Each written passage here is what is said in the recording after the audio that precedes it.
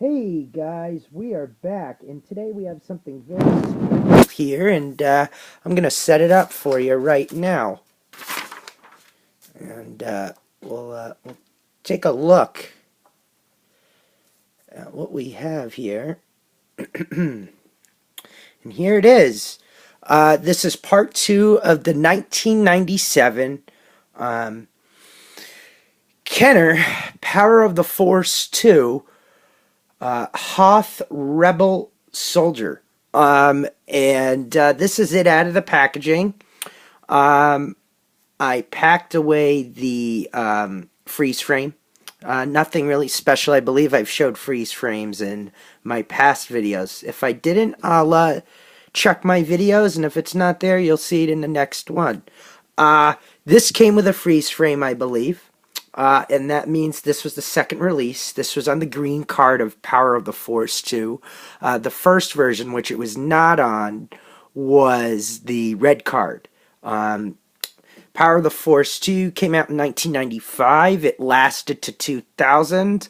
And this first debuted in 1996 on the Power of the Force 2 green card, and then the second release was in 97. So this is the 97 version. I mean, only a year apart. It's now 21 years old, and I had this as a kid. This was one of my favorites. It went well with my walker, and I wanted to get it back because it's nice having this figure again, with his weapon, with his backpack, and his paint not all chipped up. But this was a good quality figure. A lot of collectors didn't like this figure when it came out. I know my friends did when we were kids back in the 90s. We loved it.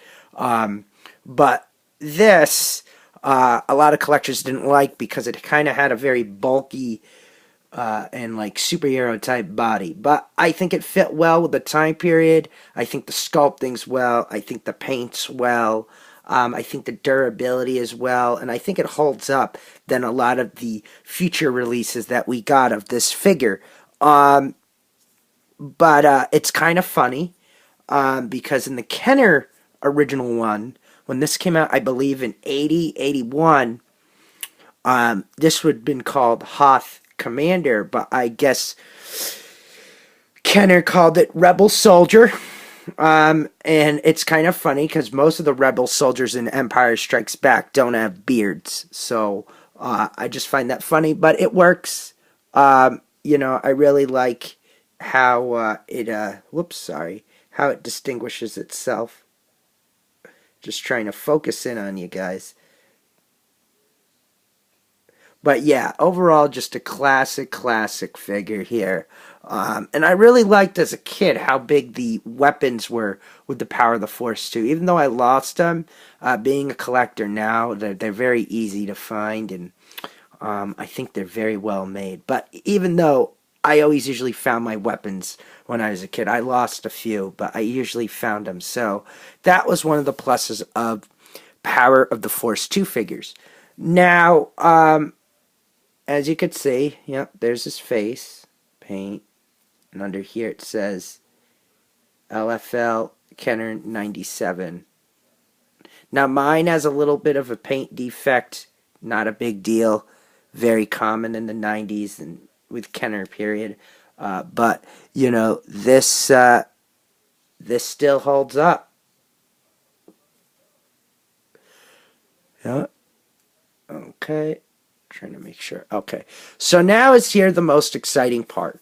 I got this to kind of have 4 rebel soldiers. And the other one that I have, I believe, Hoth Commander. I'm trying to think here. I think I only have 3 of these. Do I have 3 of these? I'm thinking right now. Do I have 3? Really? I almost lost track for a second. Hold on. Yeah, I feel like I got 3 of these. Yeah, I did. I don't think I have 4 of these. Maybe I do. Anywho, I I got this, and I wanted to compare it to the vintage ones that I have here. And let me show you that right now. And this is one of the reasons I got this. Yeah, I only have 3. Okay, awesome. Yeah, I purposely only got 3 of these figures. Okay, that makes sense. Yeah, because the other variation I didn't like of the Hoth soldier from today, and it was more fragile than the ones that I'm about to show you. And I didn't want to open it. We'll get into that one for a second. So, here is the original 1980-81 Kenner Hoth Commander. And it's funny, and I'll put one side to side here because of the mustache. And this was very popular when it came out. Its facial details are very similar, except this has a full beard, and it has the, the same rifle, but obviously this is a little bit different. But anywho, this is the 1980 version, and I wanted to compare it, or 81, I wanted to compare it just to kind of show you the evolution of this particular figure. This is one of my favorite figures out of Star Wars and from Empire Strikes Back when you get into the troopers from the Rebel Alliance. So the first thing I want to look at here is the sculpting. Very simple sculpting on the vintage 1980-81 version. Over here in the 1996 or 97, we'll say 97 in this video because it came on the second card back. The legs are more in a pose. There's more wrinkling going on his shirt. His arms are more in a battle pose. He's much more buffer, and he has the snow goggles. So that's one thing. The other thing is that there's more detail going on with the outfit. This one on the 1997 version is more screen accurate. This is just simple. This was still a very ahead of its time back in 1980-81. But you could still kind of distinguish them, which is good. The other thing is detail. The detail is more going on with the little insignias, and I don't know if these are grenades or whatnot. On the 1980s version, they're much smaller, and just simple black paint.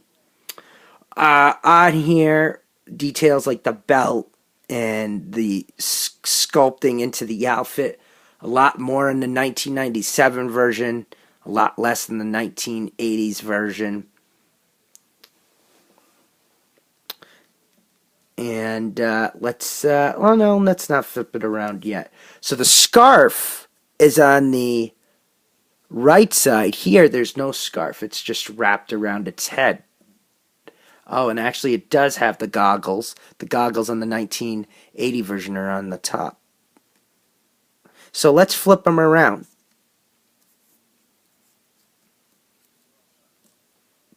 So for the 1980 version, no backpack came with it. It was sculpted on. Here, this backpack is removable. The patterns and whatnot and sketching are not the same on its feet. Here you've got kind of the diamond sculpted on the elbow sleeves, which is the same going on the 1980 version as well. And obviously the data stamp is on the bottom of the foot on the 1997 version, and on here it's on the back of its leg. Rifle is more detailed on the 1997 version, obviously. Here it's detailed, but not as much. But still, this was a big deal for 1980.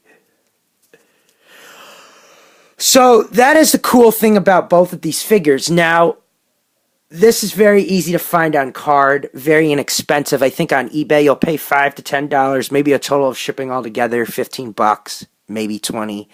here on the card, a few $100 on the Empire and Jedi card for the vintage line. Out of the packaging though, easy to find, but you want to get a good one. A lot of paint wear on these guys. This is the cleanest one that I've seen. There's always little paint flaws on a lot of these vintage figures, but this is the cleanest. It passes in my book. Cleaner probably than 98% of the figures out there that are loose. And I paid about $22 for him, which is a lot for this guy, but that's because of the good paint. So very common, but you want to make sure it has good paint. Now, since now thinking about it, I only got 3 of these figures because they did do a later version. I think it came out in 2010. Maybe I'm confusing it with the Rebel Soldier. But I did not like it. It had a cloth sash around it, and it did not look like it would hold very long, or it was made very well. And I knew that it was probably going to rip over time because this is Hasbro and this is Star Wars figures now. They put more money into the packaging than, in my personal opinion, in the quality of the figure. Post anything, 2010. So there are still a good number of figures, but ones that have cloth, I don't trust past 2010. Before that, I would, but not past 2010. You'll see what I mean if you go Google the 2011 Leia Slave figure. So, but anyway, so the cool thing about the vintage Kenner line was where there were variations, which I liked. And here is the pale variation. This is the, let's just say the flesh variation, and this is the pale. More lighter skin here. Boots are a different color. They're more light brown here, like a caramel, and this is more of like a, kind of like a chocolate color. But both the same figure. Paints are obviously different. But overall the same thing going on as this guy. Sculpting's the same. Backpack is the same. And weapons are the same. So, all in all, I really love all 3 of these figures. I have to disagree with the collectors on this. I think this gets a pass. I think this was a great figure for its time. I think it still holds up. I think it's simple. I think it's worth the money. And, it's great to have next to these vintage ones. Being a collector now, the 1980-81 versions are my favorite. But this one will always be a number 2. If any versions come out of this, I'm probably not going to pick it up. I'm just happy with these 3, and they actually take up a lot of space once you have all, your Kenner Hoth stuff set up. But, 3's enough for me for army building. I'm really happy with it. And, that's all I could pretty much say on here. Definitely recommend to pick it up. 10 out of 10 on all these figures, all 3 of them. They are definitely classic Star Wars figures. Whether you're modern or whether you collect vintage, I'd pick up either or. But they're definitely a must-have if you like the original trilogy and Empire Strikes Back. So that is it, and thank you for watching, and this is the final part of the 1997 Power of the Force 2 Hoth Rebel Soldier.